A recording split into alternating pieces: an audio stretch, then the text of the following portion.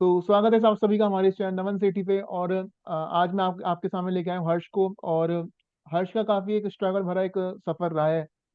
काफी मतलब इन्होंने स्ट्रगल वाले डेज देखे हैं, काफी टाइम तक इन्होंने प्रिपरेशन हालांकि उतने टाइम तक नहीं। अभी आपको ये अपनी जर्नी के बारे में बताएंगे। लेकिन एक ऐसी स्टोरी आपके लिए लेके आया हूँ जिससे आपको बहुत कुछ सीखने को मिलेगा। तो फिर सीधे हर्ष के पास आते हैं। हर्ष के स्कोर क्या आया है एनमेट में? 231। 231 एनमेट में स्कोर आया है। और हर्ष, पहले तो आप बताइए आप कैसे हैं।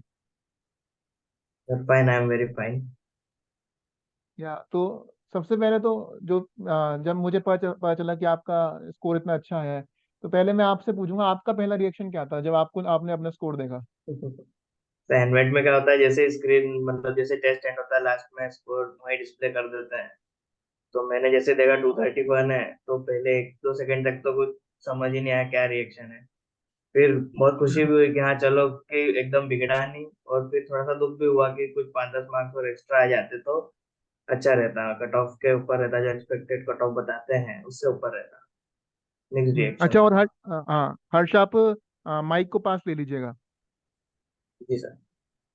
अच्छा। और आपने अपना रिएक्शन तो बता दिया कि आप मतलब 10 आप कुछ देर तो पता ही नहीं चला। पेरेंट्स का क्या हाँ रिएक्शन था? हाँ। सर पेरेंट्स का सच जैसे उन्हें काफी मतलब मुझसे एक्सपेक्टेशन ज्यादा है वैसे। बाकी ओवरऑल पॉजिटिव रिएक्शन रहा, काफी सपोर्टिव है हर चीज में मतलब। तो अच्छा रिएक्शन, मतलब उनका भी बहुत ज्यादा प्राउड फील किया पेरेंट्स ने भी। अच्छा, ठीक है, बढ़िया। अच्छा, और आप ये बताइए, ऐसा है ना, जब एग्जाम में स्कोर आ जाता है तो दुनिया बाहर की सक्सेस तो देखती है कि चलो अब ये सफल हो गया।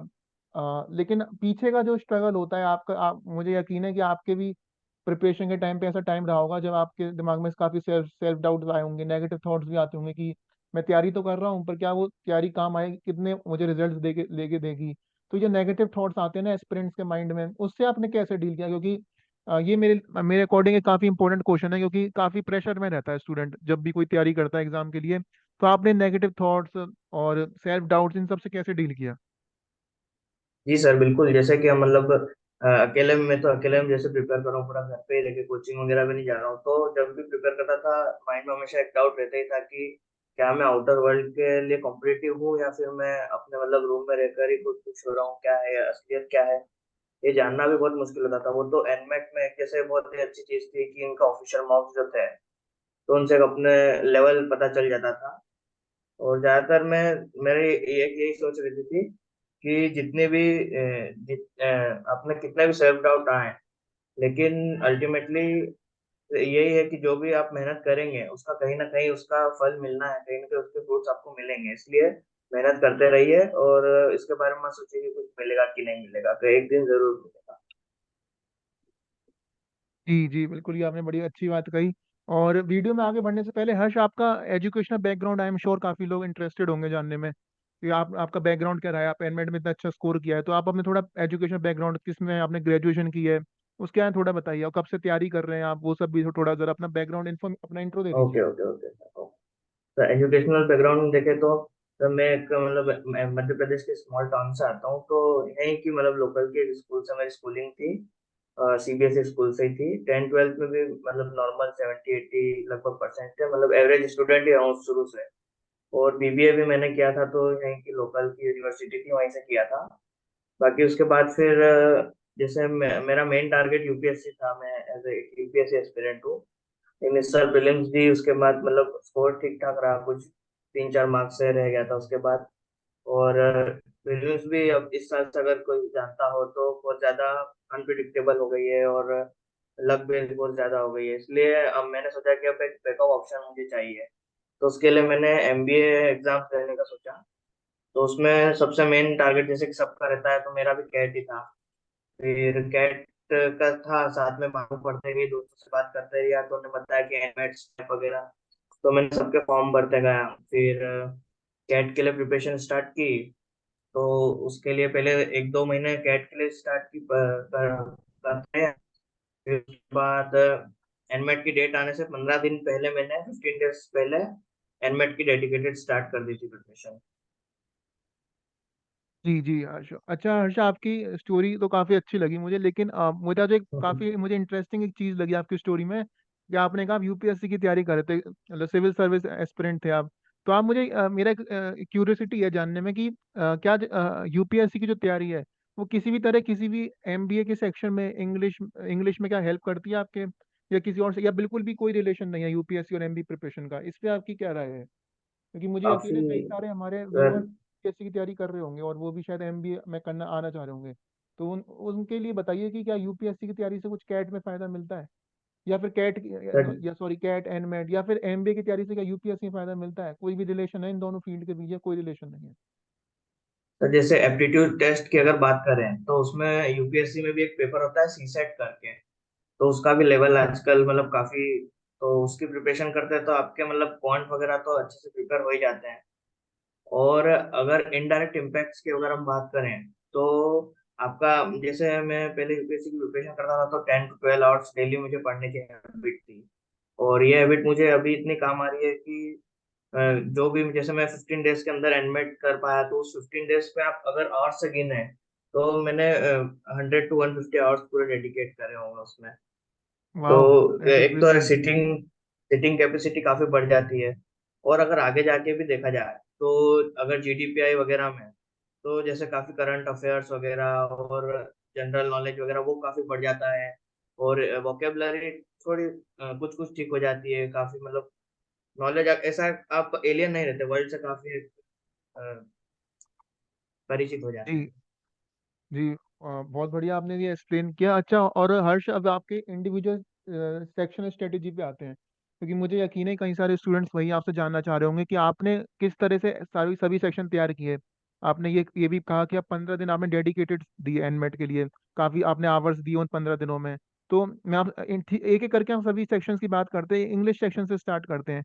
इंग्लिश के लिए आपने क्या, आपका पहले तो बताइए कि आपका प्रिपरेशन वो क्या था, कि एक प्रोसीजर क्या फॉलो किया आपने, और क्या आपका डेली रूटीन रहता था? इंग्लिश इंग्लिश इंग्लिश केवल स्पेसिफिक इंग्लिश के लिए बताइए पहले,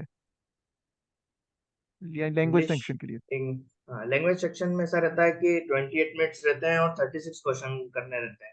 तो दिख ही रहा है कि टाइम का सबसे ज्यादा मैटर टाइम पे रहने वाला है। तो जी इसमें आप सबसे ज्यादा इम्पोर्टेंट है कि आप आपकी स्ट्रेंथ और वीकनेसेस पे ढूंढें। और वो पता करने के लिए हम जब मॉक्स वगैरह देंगे, जैसे एनमेट का ऑफिशियल मॉक्स देंगे या फिर और किसी कोचिंग का भी देंगे, वैसे कोचिंग का मैं रिकमेंड नहीं करूंगा क्योंकि वो डिफिकल्टी लेवल उनका बहुत ज्यादा हाई रहता है, उससे आप डिमोटिवेट भी हो सकते हैं। इसलिए एनमेट का ऑफिशियल मॉक्स दें। तो उससे आपको जो भी एनालिसिस करते रहे, जैसे मैं भी हर एक मॉक का क्वेश्चन वाइज एनालिसिस करता था कि कौन से सेक्शन में कितने क्वेश्चन सही हो रहे हैं, आरसी में ज्यादा सही हो रहे हैं कि बाकी रीजनिंग वगैरह में, इसमें एनालॉजी में, एरर डिटेक्शन में, इनमें सही हो रहा है। तो मैं ये सब देखता था। तो मुझे पता चला कि आरसी में अटेम्प्ट करने में टाइम भी एक तो ज्यादा लग रहा है, 7 8 8 मिनट्स लग रहे हैं एक आरसी में। और आई थिंक 4 क्वेश्चन रहते हैं पर आरसी। और उसके बाद उसमें एक्यूरेसी भी मेरी ज्यादा ठीक आ नहीं रही थी, क्वेश्चन गलत होते जा रहे थे। तो मेरी स्ट्रेटेजी ये थी कि मैं एक हर मतलब एक ही आरसी अटेम्प्ट करता था। अगर दो या जी तीन आरसी भी आते थे, मेरा ये सोच के गया था कि मुझे एक ही आरसी अटेम्प्ट करना है, कोई सा भी हो। इसमें भी अगर पहला वाला आरसी जब आता है, अगर वो छोटा है तो वो अटेम्प्ट कर लूंगा, और अगर वो छोटा नहीं लगता है तो वो स्किप स्किप करके, मतलब जो भी रैंडमली ऑप्शंस लगा के और नेक्स्ट आरसी देखूंगा, फिर वो अटेम्प्ट कर ही लूंगा। और एक आरसी में 7 to 8 मिनट्स, इससे ज्यादा नहीं देना था मैंने सोच रखा था। फिर आरसी में 8 मिनट्स देने के बाद जो जो भी क्वेश्चन आए थे, जैसे error detection, analogy, para, jumble, preposition, इन सब पे चले जाता था मैं।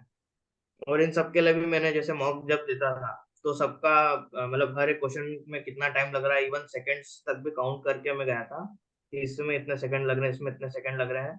और उस हिसाब से मतलब मेरा एक भी क्वेश्चन तीनों सेक्शन में नहीं छूटा था। और प्रिपरेशन की अगर हम बात करें तो सबसे बेस्ट सोर्स है एनमेट का ऑफिशियल जो गाइड आती है। उससे बेटर कोई सोर्स मुझे नहीं लगता कोई होगा, क्योंकि मैंने इतना सर्च किया गूगल पे, यूट्यूब वगैरह पे, कहीं पे भी कुछ भी क्वेश्चंस वगैरह नहीं मिले। इसके ऑफिशियल क्वेश्चंस कहाँ होते हैं, कुछ नहीं मिले, बहुत मुश्किल से मिले। तो प्रैक्टिस का बस एक ही तरीका है, ऑफिशियल गाइड से कर सकते हैं। और कोचिंग का मटेरियल भी ले तो वो भी सब उतने ही कॉस्टली पड़ता है। तो और अगर आरसी के लिए सबसे मेन तो वही प्रैक्टिस कीजिए और टाइम नोट करते रहिए। और एनालॉगी के लिए मैं कहूंगा कि जैसे बहुत सारे लोग हैं कि बहुत सारे हजारों की वोकेबलरी रटने बैठ जाते हैं, उनके मीनिंग समझ रहे हैं। पर मुझे नहीं नहीं। लगता वो आप इतने कम दिन में, अगर आपके पास साल भर कर रहे हो तो वो बात अलग है। बाकी जैसे मैंने जैसे करा 15-20 दिन में, तो आप वोकेबलरी एक पूरा समुद्र जैसा है, उसको कितना भी कर लो पूरा उसको नहीं कवर कर सकते। और मेरी इतनी कुछ अच्छी थी नहीं, तो एनालॉजी में भी मैंने यही अप्रोच आरसी वाली अपनाई कि बस उन्हें रैंडमली मार्क करके आगे बढ़ते जाने। मेन जो मेरा फोकस था वो एरर डिटेक्शन और पैरा जंपल प्रीपोजिशन इन पे था। एरर डिटेक्शन के लिए मैंने सर आपने जो टेलीग्राम पे वीडियो डाली थी, लिंक निमिषा वंसल मैम की, उसको फॉलो करा था। जी। उसके मैंने 170 रूल्स समथिंग था उसका, 120 तो वो रूल्स ऑफ मैंने पूरा देखा। ग्रामर। हाँ हाँ। जी। तो वो पूरा मैंने देखा था, और उसके मतलब जो जो भी इम्पोर्टेंट रूल्स थे वो सब लिख के रिवाइज करता रहा था। और फिर प्रैक्टिस के लिए ऑफिशियल गाइड जो थी उससे सारे क्वेश्चंस मैंने प्रैक्टिस कर लिए थे।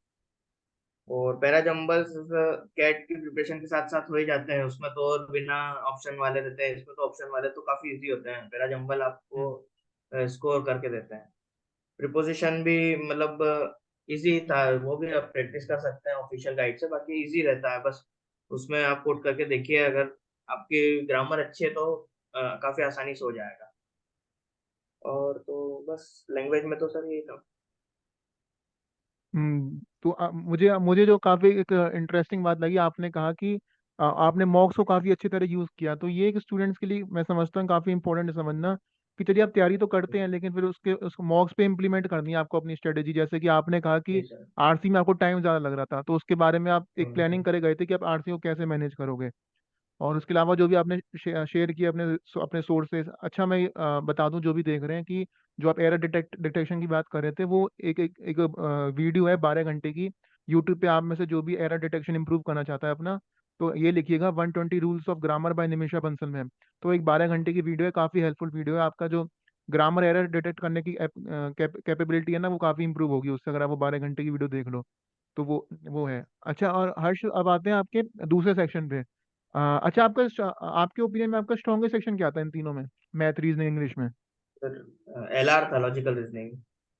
तो चलो फिर अब रीजनिंग पे ही आते हैं, आपके स्ट्रॉन्गेस्ट सेक्शन पे। एक तो स्ट्रॉन्गेस्ट सेक्शन से बड़ा जुड़ाव सा होता है कि अपना मतलब अपना ही सेक्शन है, कंफर्ट लेवल होता है। तो इसके लिए बताओ, मैं एक्सपेक्ट कर रहा हूँ कि इस पे आपने, हालांकि आपका स्ट्रॉन्गेस्ट है, लेकिन आपने मतलब काफी अच्छा टाइम दिया होगा तभी। अच्छा, और आपका इंडिविजुअल सेक्शन क्या रहा है एनमेट में, रीजनिंग इंग्लिश और मैथ में? वो भी जरा व्यूअर्स को बता दीजिए। सर मैथ्स में 73 था, लॉजिकल जी। रीजनिंग में 80 था, और लैंग्वेज हाँ। में 78 था। जी। तो मतलब आपका रीजनिंग में आपका स्कोर भी वो आपको दिख रहा है क्योंकि आपको वो अच्छा सेक्शन हम्म। है। तो चलिए फिर रीजनिंग पे ही आते हैं। रीजनिंग में आपका स्ट्रेटेजी क्या रही, क्या आपने एक सोच रखी थी, क्या सोर्सेस फॉलो किए, वो सब बताइए।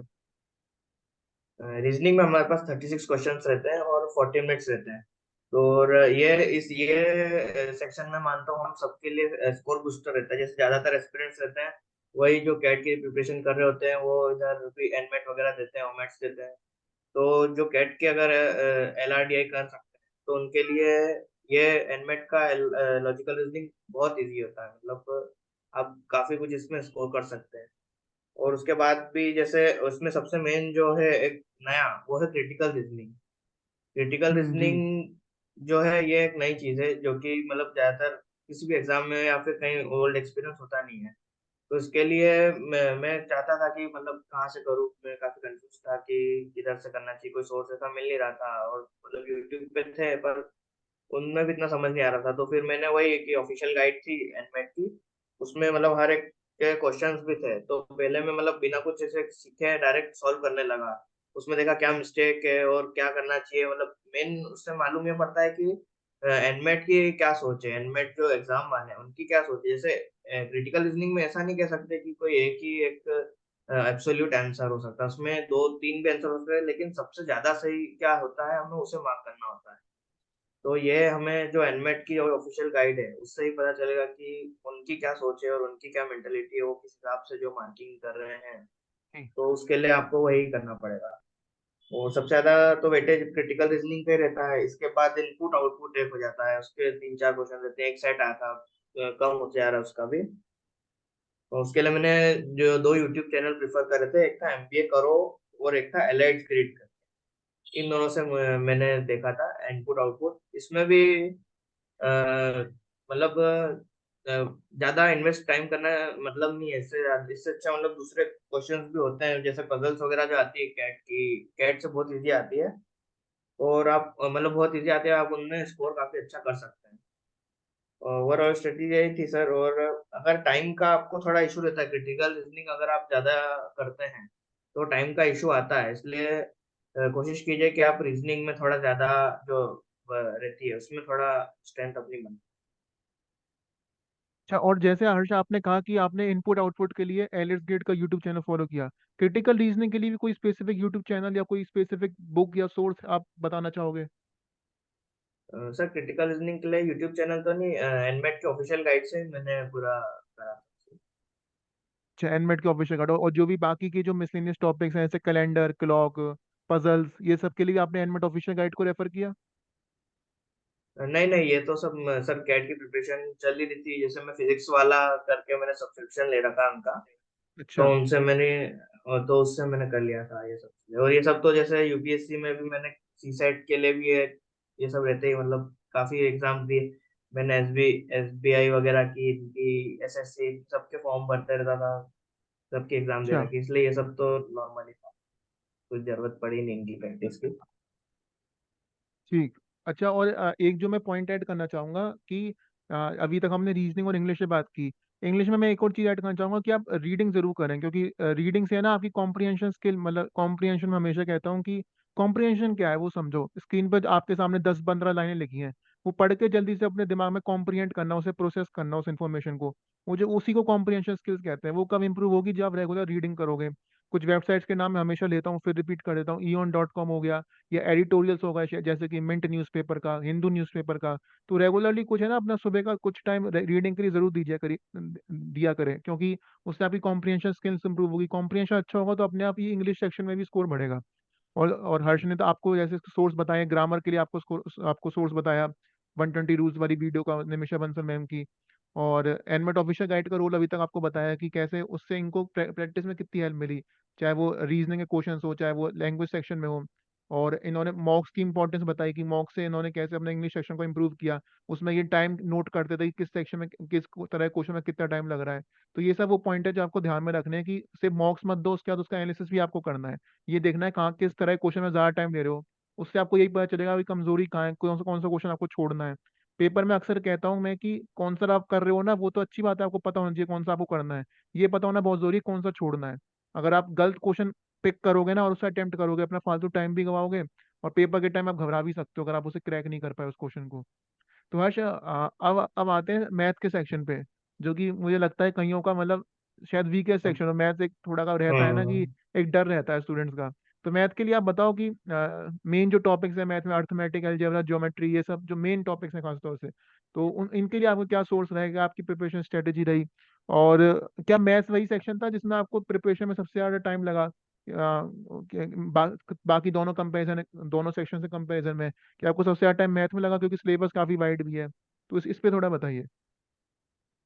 सर मैथ्स के लिए ऐसा था कि जैसे कि सबका रहता है, मेरा भी मैथ्स मतलब बाकी दूसरे सेक्शन से तो वीक ही था, लेकिन जो जिसका भी मैथ्स अगर वीक है तो उसके लिए एनमेट एक गोल्डन अपॉर्चुनिटी, क्योंकि सबसे कम अगर मैथ्स का वेटेज किसी एग्जाम में है, सारी एंट्रेंस एग्जाम मिला के देखें तो सबसे कम वो एनमेट में ही, क्योंकि इसमें मैथ्स में डीआई भी आ जाता है, डीआई आ जाता है, और लॉजिकल रीजनिंग जी। जिसमें थोड़ा बहुत जो मैथ्स रहता था उसमें भी एक क्रिटिकल रीजनिंग डाल देते हैं। मतलब 50% से ज्यादा आपका लैंग्वेज सेक्शन रहता है, मतलब इंग्लिश से पूरा ओरिएंटेड रहता है, और एक ही सेक्शन रहता है जो मैथ्स में रहता है, उसमें भी आधे क्वेश्चन डीआई के आते हैं, और उसमें मैं ज्यादातर डीआई पे ही फोकस देता था। और जैसे दो या तीन शायद, हाँ तीन तीन पे आते थे सेट डीआई के, तो तीन सेट मैंने डीआई के पूरे जैसे लगभग जितना टाइम था उसमें उसमें लगाए, प्लस अरिथमेटिक के जो भी थे उनमें लगाया मैंने time, plus probability and permutation competition,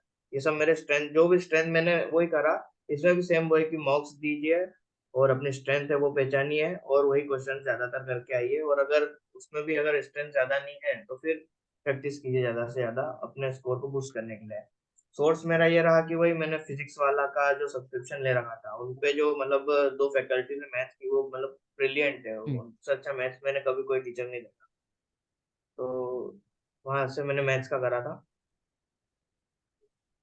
ठीक है हर्ष। अच्छा हर्ष, अब आते हैं आपके सोर्सेज पे। मतलब एक बार आपने हालांकि काफी सारे सोर्सेज बता दिए, जैसे कि आपने फिजिक्स वाला यूट्यूब चैनल बोला, एलियट्स ग्रिड अभी तक आपने बोला कि इनपुट आउटपुट आपने वहां से किया, और आपने एनमेट की ऑफिशियल गाइड के बारे में बोला। कोई और यूट्यूब चैनल या कोई बुक आपने जो यूज करी हो तो उस और किस टॉपिक को पढ़ने के लिए आपने यूज की, तो कोई और अभी आपके दिमाग में आ रहा है तो वो भी आप बता दीजिए स्टूडेंट्स को।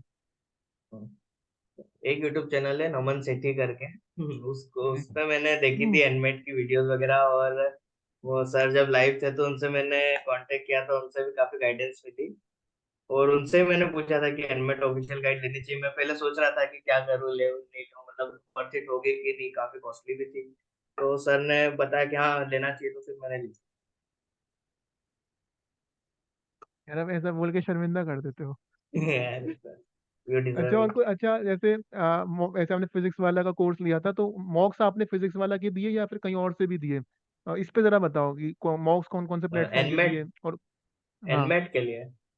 हाँ एन से, हाँ एनमेट के लिए स्पेसिफिक सर, एनमेट। मैंने एक एक करियर लॉन्चर करके एक था, उसका दिया था मैंने, हाँ। फ्री मॉक दिया था। और एक अच्छा। स्टडी बस का दिया था। तो वो दोनों करियर मॉक लॉन्चर और देके स्टडी मतलब, बस। हाँ, तो मेन मेरा उसमें मोटिव ये था कि मुझे मार्किंग पैटर्न पता चले, क्योंकि इसमें एनमेट में सबसे बड़ी मिस्ट्री यही है कि मार्किंग कैसे होती है, मुझे समझ नहीं आ रहा था। और हम्म। जब मॉक्स देखे तो मैंने उनसे यही समझ आया कि वो बस इंटू थ्री करके +36 कर रहे हैं मार्क्स में। उनके क्वेश्चन जितने भी अपन करेक्ट कर रहे हैं उसमें इंटू थ्री करके +36 कर दे रहे हैं। उन्हें मार्किंग पैटर्न हम्म। किसी को भी, कोचिंग वालों को नहीं पता। तो इसके हम्म। लिए बेस्ट सोर्स ये था कि एनमेट के जो है ऑफिशियल मॉक्स वो दीजिए। और उसमें ही, अब जैसे उसमें मेरे एक बार मैथ्स में 10 क्वेश्चन सही हुए थे, लेकिन मार्क्स आ गए थे 70+। और वहीं अगर आप कोचिंग हम्म। में अगर ऐसा कुछ करते हैं तो आपके 60, आपके 40-50 तक ही वो रोक देते हैं।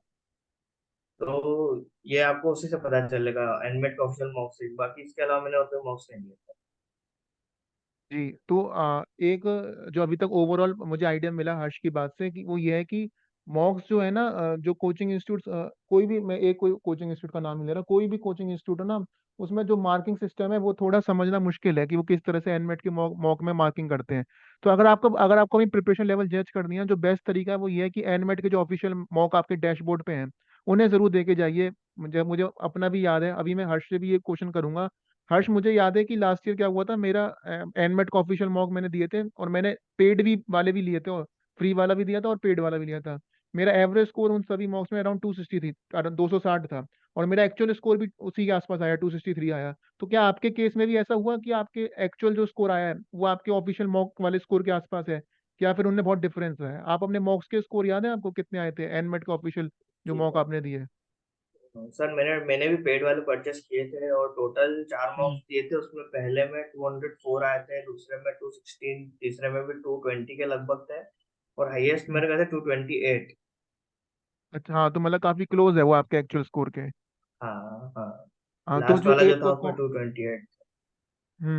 तो मतलब एक जो ये, और ये देखिए, ये इससे ये काफी इंटरेस्टिंग एक इंफॉर्मेशन है कि अब हर्ष के केस में भी और मेरे केस में भी, दोनों केस में ऐसा हुआ है कि जो हमारा ऑफिशियल मॉक का जो एवरेज स्कोर बन रहा है, जो हमने पेड वाले और फ्री वाले दिए, फ्री तो आप दे के ही जाइए जरूर, पेड वाले ही मैं तो रिकमेंड करूंगा आप बाय करें, क्योंकि वो काफी क्लोज है एग्जाम लेवल के। तो जो मॉक्स में आपका स्कोर बना वही हमारे उसी के आसपास हम दोनों का एक्चुअल एग्जाम एग्जाम में स्कोर बना।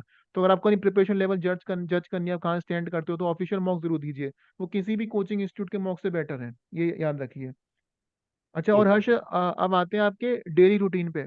आप जब प्रिपरेशन कर रहे थे तो आपने कहा अच्छा, और हर्ष अभी वर्क एक्सपीरियंस नहीं है अभी, मतलब ये फ्रेश ग्रेजुएट हैं, तो हर्ष आपका एक डेली रूटीन क्या रहता था प्रिपरेशन में? सुबह से लेकर रात तक आप किस तरह से अपने डे को प्लान आउट करते थे, उस पर बताइए, क्योंकि कईयों का ये डाउट रहता है कि वो पढ़ना तो चाहते हैं पर उतनी प्रोडक्टिविटी निकाल नहीं पाते अपने दिन से। तो आपका डेली शेड्यूल क्या रहता था, उस पर बताइए। सर डेली रूटीन प्लान करने में सर सबसे ज्यादा मुझे हेल्प हुई है मेरे एज यूपीएससी एस्पिरेंट होने से, क्योंकि जब मुझे आदत थी 10-12 घंटे पहले से पढ़ने की, और दिन में मतलब अर्ली मॉर्निंग मुझसे नहीं उठा जाता था, मैं नाइट आउल था। तो सुबह में आराम से उठता था, 8-9 बजे उठता था। फिर अपने फ्रेश वगैरह होके उसके बाद 1 घंटे पढ़ के, फिर लंच करके, फिर 1-2 घंटे पढ़ लेता था। फिर वापस मतलब एक एक घंटे दोपहर में सोता था। फिर उसके बाद शाम को 4 4 घंटे पढ़ता था, 8 9 बजे तक। फिर डिनर करके रात को 9 10 बजे बैठता था, तो सीधे 2 2:30 बजे तक पढ़ता था।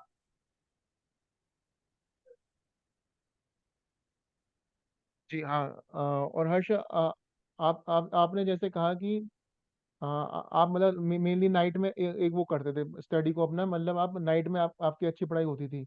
तो ये भी एक पॉइंट मैं रखूंगा कि स्टूडेंट्स के लिए कि आप है ना अपना खुद का शेड्यूल देखिए, और इस चीज के लिए आप किसी को फॉलो मत करिए, ना ही हर्ष को, ना ही मुझे। आप अपना देखिए कि आपकी सुबह बेटर पढ़ाई होती है कि कुछों की पढ़ाई सुबह बेटर होती है, कुछों की पढ़ाई रात में बेटर होती है। तो आप अपना शेड्यूल देखिए कि किस टाइम पे आप बेहतर पढ़ पा रहे हो। और अब अगले अगले क्वेश्चन पे आते हैं हर्ष। अब आपकी मतलब प्रिपरेशन जर्नी से अगर मैं आपसे पूछूं कि एक मेजर लर्निंग आप क्या लेके जाओगे, क्योंकि कहते हैं ना कि something that does not break you makes you stronger. तो ये मैं आई एम श्योर काफी चैलेंजिंग सा फेज भी रहा है आपके लिए पिछले 2 महीने से आप जो प्रिपरेशन कर रहे हैं। आपकी एक मेजर लर्निंग क्या रही है इस एक्सपीरियंस से अपने? सर एक्सपीरियंस मेरा 2 महीने नहीं 1.5 साल पुराना है, क्योंकि मैं दूसरी भी हाँ, कॉम्पिटेटिव एग्जाम की यूपीएससी में। प्रिपरेशन करता जी जी। आया हूँ। हाँ।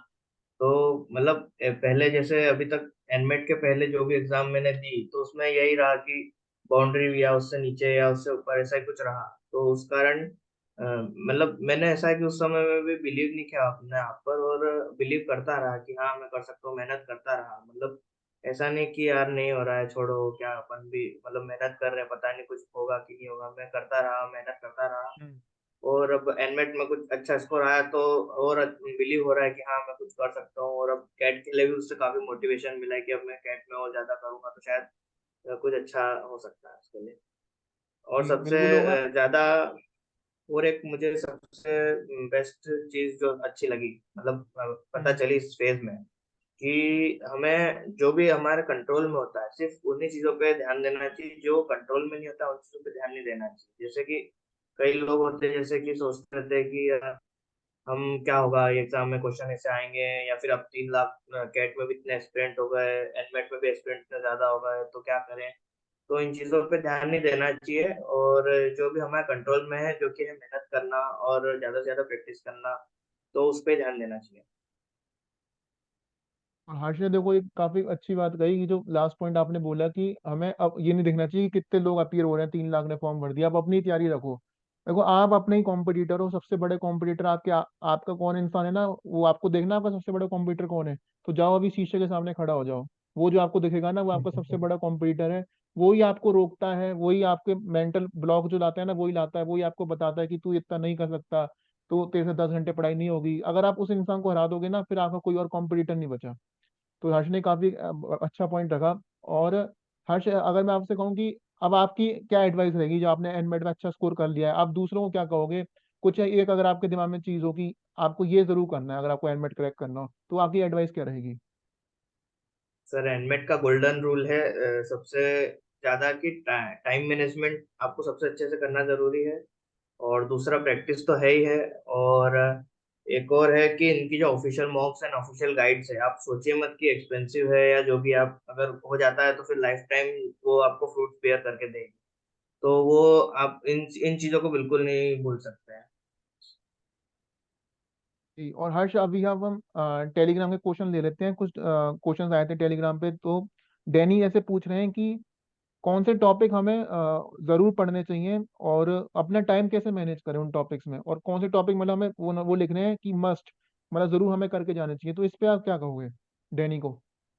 टॉपिक में जैसे सबसे ज्यादा वेटेज रहता है, एक तो एलआर में देखा जाए तो क्रिटिकल रीजनिंग का रहता है, वो मस्ट टॉपिक हो जाता है क्योंकि हम वो और कहीं भी नहीं करते हैं। और क्वांट में अगर देखा जाए तो डीआई का सेक्शन रहता है। डीआई और अरिथमेटिक अगर आप सिर्फ कर लेते हैं तो उसमें ही आप अगर एक्यूरेसी अच्छी रहती है तो निकाल लेंगे। और लैंग्वेज में भी आपकी जो भी स्ट्रेंथ रहती है, जैसे सबसे ज्यादा तो आरसी का रहता है वेटेज, लेकिन अगर ग्रामर वगैरह आपकी अच्छी है और वोकेबलरी अच्छी है, तो दूसरी चीजों में भी आप करके निकाल सकते हो उसे। और टाइम मैनेजमेंट के लिए वही मैं आपको बताना चाह रहा हूँ कि टाइम मैनेजमेंट के लिए आप मॉक्स दें और अपना टाइम ट्रैक करें, किसमें ज्यादा लग रहा है कम टाइम लग रहा है, प्रैक्टिस करें तो हो जाएगा टाइम हम्म। मैनेजमेंट में। और हर्ष, वेदांश ने हमें क्वेश्चन भेजा टेलीग्राम पे कि टाइम कैसे मैनेज करें लैंग्वेज सेक्शन में, जो जो कि आप जैसे आपने थोड़ा बात उस पर किया भी हालांकि। उस पर आप थोड़ा और एक्सप्लेन कर दीजिए कि जैसे आरसी होता है और जो नॉन आरसी पार्ट है, तो अपना टाइम कैसे बांटें और हम्म। कितना, क्या कोई आपने कैसे डिसाइड किया कि आप आरसी पे कितना टाइम दोगे? मॉक्स की हालांकि आपने हेल्प ली, उस कुछ और आप ऐड करना चाहोगे इस क्वेश्चन में कि अपना टाइम कैसे मैनेज करें लैंग्वेज सेक्शन में? हम्म। लैंग्वेज में तो वही है कि मतलब अगर आप मैंने तो ये कहा था कि मैं आरसी में बहुत ज्यादा टाइम लग रहा था, सिर्फ एक आरसी करा और बाकी जो भी दूसरे क्वेश्चंस थे उन पे फोकस करा। और बाकी अगर आपको अगर ज्यादा आरसी करने हैं तो फिर उसकी प्रैक्टिस कीजिए और उसमें थोड़ा टाइम कम करने की कोशिश कीजिए, एक्यूरेसी बढ़ाना पड़ेगी। और एक और मैं पॉइंट ऐड करना चाहूंगा इसमें वेदांश के क्वेश्चन में, कि वेदांश आप ये भी देखो कि आप आरसी पढ़ो ना, तो ये भी देखा करो, आप क्या क्या करो ना, एक स्टार्टिंग की 2 लाइन और हर पैराग्राफ की पहली लाइन पढ़ लिया करो। उससे आपको एक आइडिया हो जाएगा कि आरसी आपको मतलब समझ में आ रहा है कि नहीं, आपके एक समझने वाले जोन में आरसी है कि नहीं। अगर वो आपको नहीं समझ में आ रहा पढ़ के, आपके फेवरेबल टॉपिक से नहीं है आरसी का टॉपिक, तो उस तरह के आरसी को फिर आप करना अवॉइड करो, क्योंकि हो सकता है उसमें आपकी एक्यूरेसी कम जाए। लेकिन अगर अगर आपको आरसी थोड़ा बहुत पढ़ के 1-2 लाइन पढ़ के आपको लग रहा है कि हाँ ये मुझे समझ में आ जाएगा मैं पढ़ूंगा, तो उस तरह के आरसी को आप जरूर अटेम्प्ट करें। और कैट में भी ये देखा करें कौन सा आरसी आपको समझ में आ जाएगा, कि कुछ आरसी आप हो सकता है आपके फेवरेबल जोन से नहीं हो, जैसे कि फिलोसफी का आरसी हो सकता है किसी और साइकोलॉजी फील्ड का आरसी हो, और कुछ फील्ड आपके फेवरेबल होंगी कुछ नहीं होंगी। तो ये भी देखा करो कि कौन सी फील्ड के आरसी से आप कंफर्टेबल हो, और उनको अटेम्प्ट करने पे जरूर देखा करो। अच्छा, और ये हर्ष शुभ ने एक क्वेश्चन भेजा है कि एंटोनिम सिनोनिम्स क्या आ रहे हैं एग्जाम में, और अगर आ रहे हैं तो कितने आ रहे हैं, तो इस पे आप क्या कहोगे? एंटोनिम सिनोनिम ऐसे स्पेसिफिकली नहीं आ रहे हैं, बाकी एनालॉजी ऐसी पूछी जा रही है जैसे दो वर्ड्स है तो उन्हें एंटोनिम या सिनोनिम रहते हैं, फिर उसी रिलेशन में हमें दूसरे पता करना रहता है। तो वो उस हिसाब से आ रहे हैं। और उनकी प्रिपरेशन के लिए तो मतलब आपकी अगर वोकेबलरी अच्छी है तो ही हो सकता है, उसके अलावा और कोई ऑप्शन नहीं है उनकी प्रिपरेशन के लिए। और हर्ष कोई वोकेबलरी के लिए कोई सोर्स आप रिकमेंड करना चाहोगे? और वोकेबलरी के लिए जैसे मैंने सुना है नॉर्मन लुइस करके कोई बुक आती है तो वर्ड वो, फॉर्म लेकिन एडीजी। हाँ। हाँ तो लेकिन उसके लिए टाइम आपको काफी चाहिए रहेगा। अगर कम टाइम है तो पॉसिबल, जैसे आप 3-4 महीने अगर सिर्फ इसी के लिए दे रहे हैं तो फिर आप उसके लिए टाइम निकाल सकते हैं, नहीं तो बहुत मुश्किल है। तो शुभ को मैं एक बार रिपीट कर दूं, हर्ष ने जो बात कही कि एंटोनिम सिनोनिम स्पेसिफिकली नहीं आ रहे, उनकी उनकी उनकी शिफ्ट में नहीं आए। एनालॉजी वाले क्वेश्चन आए जिसमें एंटोनिम सिनोनिम टाइप क्वेश्चन पूछे गए थे, लेकिन वो एनालॉजी के फॉर्म में आए थे। एनालॉजी क्या होती है कि दो वर्ड्स के बीच रिलेशन दिया होता है, फिर उसी के बेसिस पे आपको बताना होता है कि और दो वर्ड्स के बीच में क्या रिलेशन, उस तरह का एक एनालॉजी वाले क्वेश्चन बनते हैं। और हर्ष ने वोकैबुलरी का जो सोर्स बताया वो वही बुक बताई कि जो एक लाल रंग की मोटी सी बुक होती है, नॉर्मल लुइस की वर्ड फॉर्म एडीजी। अगर आप बुक नहीं खरीदना चाहते हो तो फिर आप क्या कर सकते हो कि एक टैलेंटेड स्टूडेंट्स वर्ड फॉर मीडीजी करके एक प्ले लिस्ट है। आप अगर इस यूट्यूब वीडियो के कमेंट में मांगोगे उसका लिंक, तो मैं आपको लिंक भी भेज दे दूंगा उसका। तो वहां से भी आप 46 सेशन है वो करके जाओगे, तो काफी बार देखा गया है कि उस बुक से वर्ड्स एग्जाम में एग्जैक्ट रिपीट होते हैं। तो वहां से भी आप प्रिपरेशन कर सकते हो अपनी वोकेबलरी की। उसका लिंक आपको चाहिए हो तो कमेंट बॉक्स में मुझे बता देना। और इतना ही रखते हैं फिर आज के सेशन में। होपफुली हर्ष ने आपके संग काफी कुछ शेयर किया, अपनी इंग्लिश सेक्शन की स्ट्रेटेजी, मैथ्स की स्ट्रेटेजी, रीजनिंग की स्ट्रेटेजी।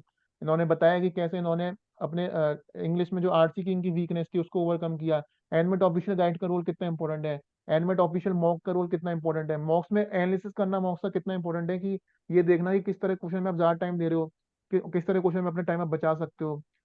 सोर्सेज उन्होंने अपने बताए, कौन से चैनल इन्होंने फॉलो किए, जैसे कि इनपुट आउटपुट के लिए इन्होंने एलिट गेट का चैनल बताया, और मॉक्स के इन्होंने प्लेटफॉर्म बताए कौन से यूज किए। तो काफी कुछ आपके इन्होंने आपके संग शेयर किया। तो पहले तो थैंक यू हर्ष आपके टाइम के लिए। और हम उम्मीद करते हैं अभी आपके और भी एग्जाम्स आप देने वाले हैं, उसमें भी आपका स्कोर काफी अच्छा रहे। एनमेट में ऑलरेडी 231 थैंक यू ला सर। चुके हो। होपफुली आप कैड में ही बहुत अच्छा स्कोर लाओगे, और फिर से मिलेंगे फिर हम जरूर। ठीक है। चलिए फिर हर्ष इतना ही रखते हैं सेशन को। जी बाकी सर। बाकी कोई भी थैंक आपका यू सर, थैंक यू मतलब वेरी मच इतना अच्छा प्लेटफॉर्म देने जी के लिए। और आप काफी जी, अच्छा नहीं काम कर रहे आपको हैं भी थैंक स्टूडेंट्स यू। के लिए। मतलब इतने सारे एग्जाम्स क्लियर करने के बाद भी आप इतना टाइम दे रहे हैं इस चीज को, मुझे काफी अच्छा लगा। और मैं सोच रहा हूँ कि जैसे मैं भी आगे जाके आपको फॉलो करूंगा इस चीज को, मतलब जो मुझे आगे गाइडेंस मिली तो उसको पे बैक करने का एक ये बहुत अच्छा तरीका है। जी जी, आपने बड़ी अच्छी बात कही कि पे बैक जरूर करना है। तो अभी इतना ही रखते हैं इस वीडियो में। कोई भी अगर डाउट हो आपका हर्ष रिलेटेड, हर्ष भी इस वीडियो का लिंक कमेंट में कोशिश करेंगे आपको रिप्लाई कर दे, वरना मैं तो आपको रिप्लाई कर ही दूंगा। तो कोई भी डाउट हो तो कमेंट में बिल्कुल फ्री होके कोई सा भी डाउट हो, ये मत सोचिए कि सिली डाउट लगेगा, पूछूं नहीं पूछूं, ये सब मत सोचा करो। हर डाउट मेक सेंस। कोई भी डाउट हो अपने दिल में मत रखो, निकाल पूछ लोगे ना डाउट को तो बल्कि रिजॉल्व हो जाएगा। टेलीग्राम ग्रुप का लिंक आपको डिस्क्रिप्शन बॉक्स कमेंट बॉक्स में मिल जाएगा, वहाँ पे भी जाके अपने डाउट्स पूछ सकते हो। तो बस इतना ही रखते हैं इस वीडियो में। बाकी आपने इस वीडियो को यहाँ तक देखा है तो लाइक कर दीजिएगा, चैनल को सब्सक्राइब कर दीजिएगा, और बहुत बहुत शुक्रिया इस वीडियो को देखने के लिए। मिलते हैं बहुत जल्द अगली वीडियो में, और keep preparing and all the best.